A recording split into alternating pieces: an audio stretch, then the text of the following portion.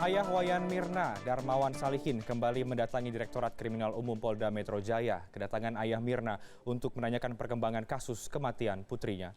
Kamis pagi, ayah Wayan Mirna, Darmawan Salihin, kembali mendatangi gedung Direktorat Kriminal Umum Polda Metro Jaya. Kedatangan pria berusia 50 tahun tersebut kali ini untuk menanyakan perkembangan kasus kematian putri bungsunya kepada pihak penyidik. Terkait pemeriksaan suami Wayan Mirna yang dilakukan penyidik pada Rabu malam, ia mengaku tidak mengetahui perihal tersebut. Sementara itu, Jessica Kumala Wongso, salah satu saksi dalam kematian Mirna, menyatakan akan membuktikan bahwa dirinya bukan pihak yang bertanggung jawab atas kematian Mirna. Mau nanya perkembangan bentar, Pak. Mau nanya perkembangan seputar apa, Pak? Bentar, Pak. Ya bagaimana gitu pemeriksaannya. Bentar, Pak. Perkembangan memang sejauh ini apa yang Bapak rasakan sehingga Bapak harus menanyakan perkembangan. Pak, apakah Bapak merasa ini cukup lama prosesnya? Enggak juga, ya ingin tahu aja. Ya, sebentar saya ke dalam Bapak. Nah, Digeledah. Informasinya apa Bang? Hari pertama itu sudah digeledah, gitu. Sekarang mau digeledah lagi. Hari pertama tidak pakai surat penetapan dari pengadilan. Karena saya membantu untuk mengungkap penyidikan perkara orang yang mati ini, kita setuju ya, maksudnya advokat kan juga penegak hukum. Kita setuju aja walaupun tidak pakai surat pelanggar UHAP kan itu. Tidak pakai tanda pengenal polisinya, tidak menunjukkan surat tugas. Itu malam hari atau siang hari sih Bang? Malam hari tanggal 10 Januari. Apa itu pantas Bang malam hari? Itu digeledah itu kira-kira jam 10 malam itu. Jam 10 malam? Ya ada orang berapa tuh ya, kurang lebih 20 orang ada. Rencana dirugikan ya, tapi ya saya juga Berusaha, bisa membuktikan kalau saya memang tidak bersalah. Apa yang Mbak Menuntut apa-apa secara hukum, ntar lama-lama juga reda lagi. Asal tersangkanya sudah ketemu dan itu kalau bukan saya, ya masyarakat juga bisa tahu kan. Jadi pelan-pelan saya. harapannya gimana sih Mbak? Dan telah hadir di studio siang hari ini Jessica Kumala Wongso, teman Mirna sekaligus saksi kunci dan juga kuasa hukumnya Yudi Wibowo. Selamat siang Jessica dan juga Bang Yudi. Apa kabar? Baik. Baik. Kabar baik. Baik, Jessica, ini begitu banyak saat ini pertanyaan publik mengenai kasus kematian Mirna. Spekulasi berkembang, ada juga mungkin tudingan kepada Anda. Tapi kita nggak berangkat dari situ, Jessica. Ini yang terbaru tadi adalah rumah Anda digeledah. Anda tidak menyaksikan itu berarti? Hari ini? Ya. Hari ini saya diberitahu kalau rumah akan digeledah. Tapi ternyata itu tidak jadi. Tidak jadi? Iya, tidak. Batal. Batal dilakukan. Kalaupun itu akhirnya jadi dilakukan, apakah Anda akan ikut menyaksikan penggeledahan? Oh iya, saya didampingi sama kuasa hukum saya saja ya. Untuk menyaksikan langsung? Iya. Sudah pernah kalau dulu digeledah juga. Sudah ya, pernah. Ketika penggeledahan pertama, apa yang didapatkan oleh pihak kepolisian? Barang-barang yang saya pakai waktu saat kejadian, baju, tas, sepatu, semuanya diambil. Baik. Hal-hal yang dipentingkan untuk proses penyidikan begitu ya? Iya, betul. Dan terakhir, Anda ini datang ke Komnas HAM. Iya. Ini untuk meminta seperti itu, ada menyatakan bahwa Anda merasa terintimidasi sebenarnya selama proses pemeriksaan ini. Sebenarnya apa pastinya perlakuan yang tidak adil yang Anda rasakan sepanjang proses pemeriksaan terkait kasus kematian Mirna ini? Pernyataan kegiatan yang membuat saya tidak nyaman itu hanya pada saat pertama kali saya mau dipanggil ke kantor polisi ya. Saat itu saja. Tapi sejak saya datang ke Polda, setelah itu mereka memperlakukan saya dengan baik-baik saja. Jadi apa yang Anda cari di Komnas HAM? Saya diundang, jadi saya mau mengobrol saja. Iya. Pembicaraannya? Kebanyakan tentang kronologinya. Baik. Iya. Kronologi ketika kasus kematian Mirna itu terjadi di Cafe Olivier begitu. Betul. Tapi kalau dari pihak kepolisian sendiri tidak ada hal-hal yang sifatnya mengintimidasi Anda? Tidak, waktu saat penyelidikan tidak ada. Sebelumnya saja waktu saya pertama kali dipanggil. Baik. Sekarang ini, namun kalau kita bicara mengenai sebelumnya, bagaimana perlakuannya dari pihak kepolisian? Apakah memang tidak ada masalah begitu? Ya, saya kurang jelas aja ya. Mereka itu maunya datang mendadak malam-malam, orangnya banyak, tidak pakai seragam, begitu saja. Oke, begitu Bang Yudi, benar? Benar, itu terjadi tanggal 10 Januari ya, malam.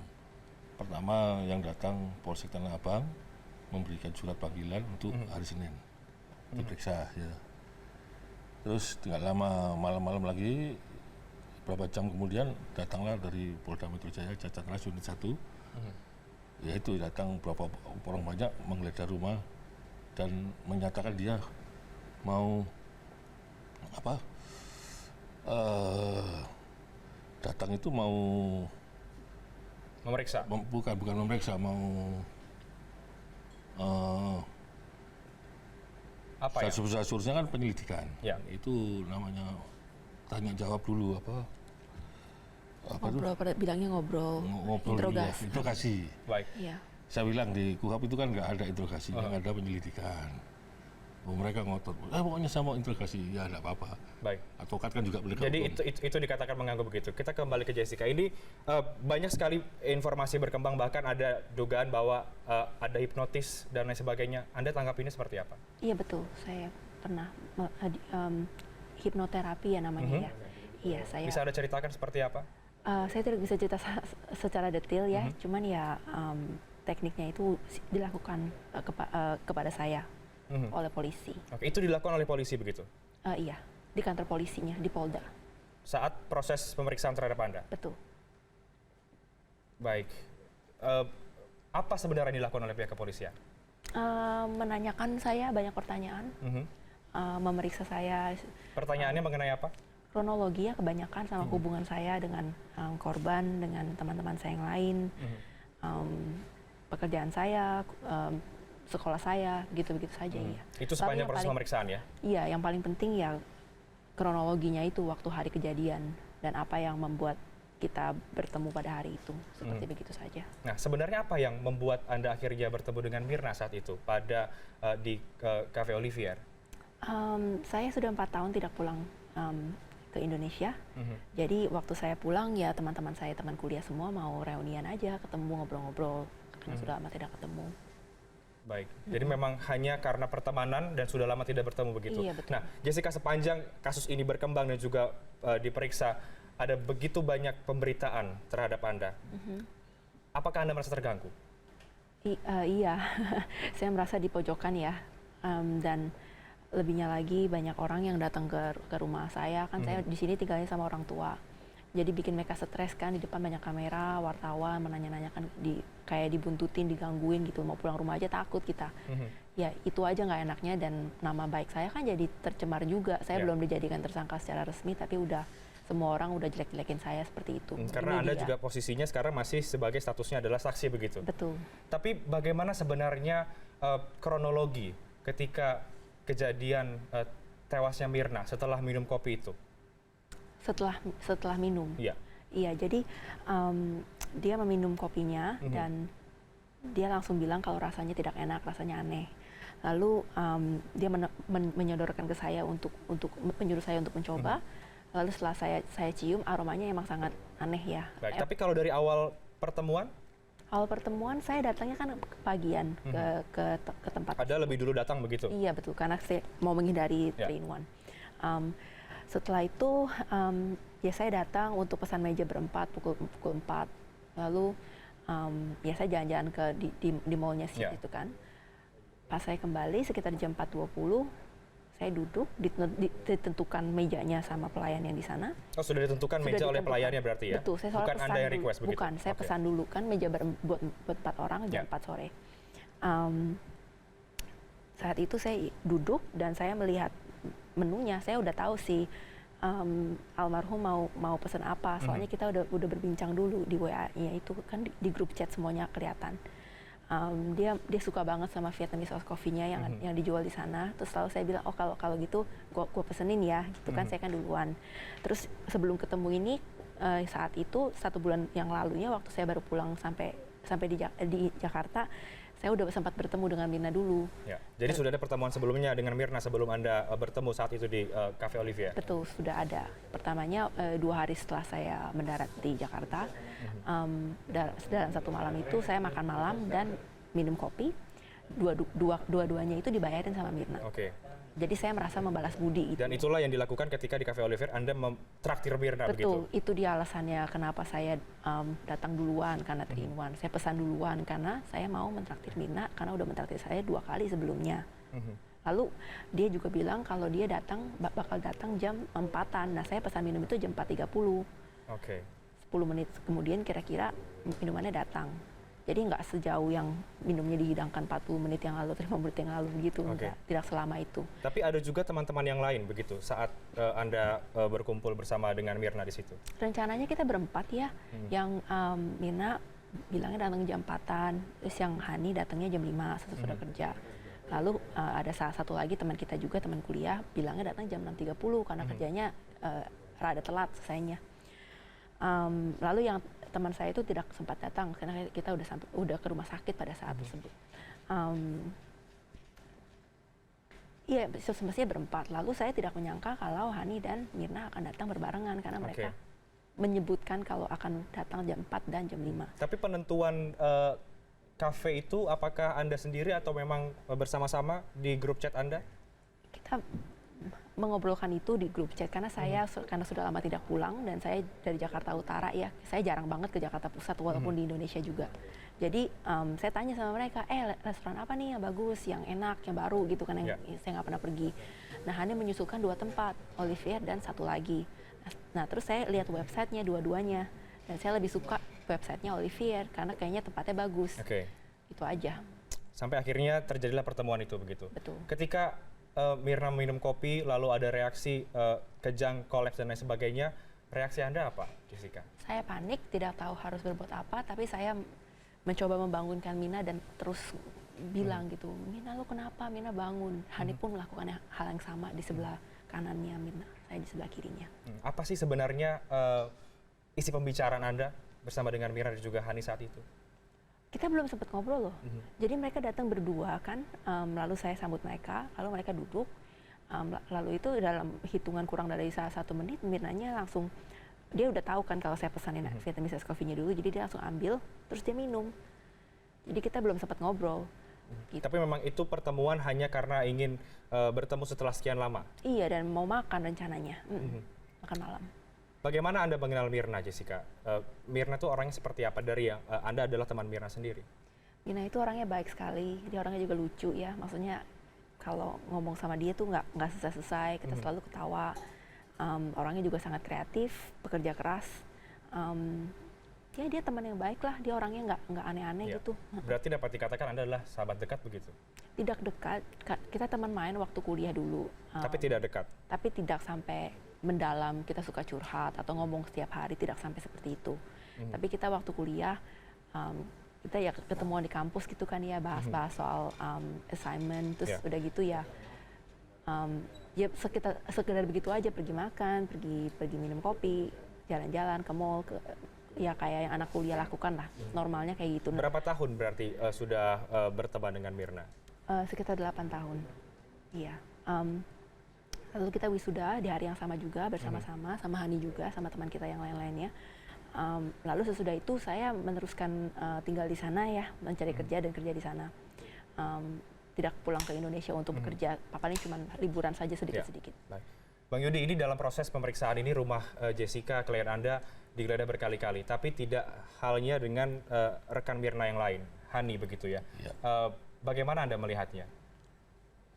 Bukan di perbandingan gitu ya, itu terserah polisi bagaimana ya, menyikapi penyelidikan pembunuhan menuangkan racun ini. Itu haknya polisi untuk mau kemana kita nggak bisa larang. Tapi di klien saya ini saya rasa cukup menanggung beban karena sudah digeledah yang saya ceritakan tadi siang mau digeledah lagi nggak jadi. Ya mungkin polisi ada pandangan lain, saya nggak tahu ya. Tapi kita tetap mendukung polisi untuk mengungkap kasus ini. Ya itu. Kalau sampai dengan saat ini belum bisa ditetapkan tersangka dalam kasus ini, Anda melihatnya seperti apa, Bang Yudi? Kan mudah saja.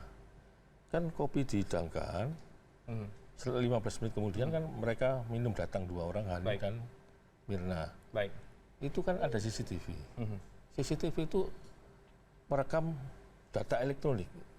Menurut Undang-Undang Pasal 5 Undang-Undang Nomor 8 2011 tentang informasi dan transaksi elektronik (ITE), itu merupakan alat bukti yang sah jika dicetak mengeluarkan gambar. Sekarang direkam begini, itu bisa dicetak mengeluarkan gambar. Baik. Itu perluasan alat bukti yang sah menurut hukum.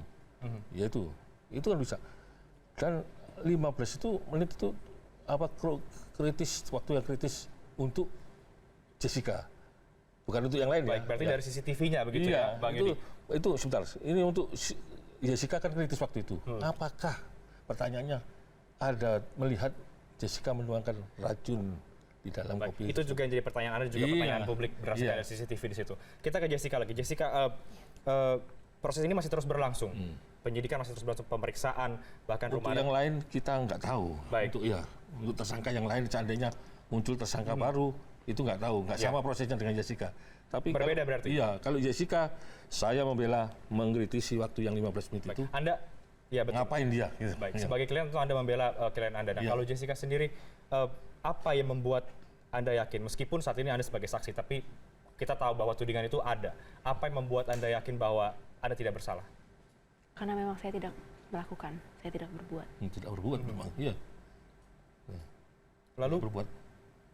Anda kan ada di lokasi, maksudnya ini sebenarnya apa sih yang terjadi saat itu sampai kok bisa setelah minum kopi lalu tiba-tiba ada semacam serangan begitu ke dalam Mirna sendiri hingga akhirnya tewas? Jadi sewaktu Mirna meminum, saya tidak melihat dia minum ya. Dia duduknya di sebelah saya seperti ini, benar-benar di samping saya. Lalu dia sewaktu dia mengatakan kalau rasanya tidak enak, dia menyuruh saya mencoba dan saya mencium itu aromanya tidak enak, saya kan tidak mau. Lalu dia mukanya langsung kayak baru merasakan sesuatu yang tidak enak dan dia meminta saya untuk mengambil air cepat-cepat. Lalu saya langsung lari ke arah barnya, terus di tengah jalan saya ngomong sama pelayannya kalau saya minta air putih buat teman saya itu kan. Lalu pelayannya menanyakan beberapa hal mengenai airnya ya, mau air yang macam apa, mau size apa. Tapi saya langsung bilang, udah air putih aja pokoknya. Yeah. Sewaktu saya kembali, saya melihat prosesnya kepalanya Mirna mulai udah ke arah belakang gitu, udah tertidur. Lalu kejang-kejangnya mulai dan gejala-gejala yang lainnya juga sudah. Berarti begitu mulai. cepat prosesnya. Betul. Tadi kita tahu bahwa ayah Mirna ini kembali datang ke Polda untuk menanyakan bagaimana perkembangan kasusnya. Setelah kejadian ini, sudah ada komunikasi dengan keluarga Mirna? Tidak ada. Setelah kejadian, hanya waktu saya di rumah duka 2 hari sesudah kejadian. Tapi apakah Anda memang dekat dengan keluarga Mirna? Saya kalau ada Mirna aja ya, kalau ada Mirna baru saya diajak ketemu sama ibunya, sama saudara-saudaranya. Tapi sejak kejadian tidak ada komunikasi. Cuman satu kali saja. Tapi kalau ayah Mirna, Anda kenal begitu? Saya bertemu pertama kali di rumah sakit waktu kejadian. Kalau ibunya sering ketemu sebelumnya. Ya, tidak ada komunikasi. Kenapa? Kenapa Anda juga tidak mencoba untuk menjalin komunikasi? Ya saya mencoba, tapi mereka tidak merespon saya. Iya. Kalau dengan Hani sendiri, apakah Anda sudah ada komunikasi? Jawabannya sama. Tidak juga? Tidak juga. Tapi saya mencoba, tapi dianya yang tidak merespon. Baik. Kenapa sampai kira-kira Anda dengan Hani tidak ada lagi komunikasi? Loh, saya mencoba, dia yang tidak mau respon ya. Jadi saya nggak tahu kenapa. Saya juga mau tahu kenapa. Iya. Baik. Berarti setelah kejadian tersebut putus komunikasi dengan Hani dan juga keluarga dari Mirna. Baik. Betul. Kita akan kembali lagi dengan perbincangan bersama dengan Jessica Kumala Wangso usai jeda pariwara berikut.